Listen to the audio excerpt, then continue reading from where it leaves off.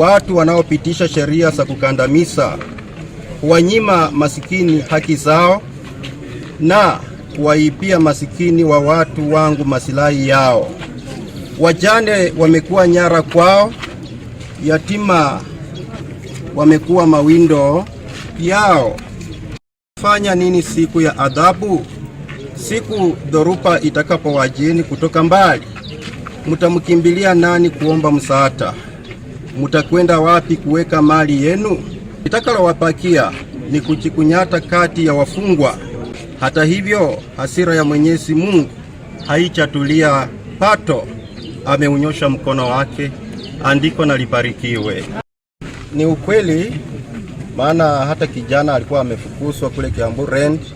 Nimeshukuru pia Francis Koholi, County Commander. Jana amepea Benjamin 1400, kamwambia alipia kijana huko. Ni jambo la ajabu sana, nikasema Mungu ainuliwe.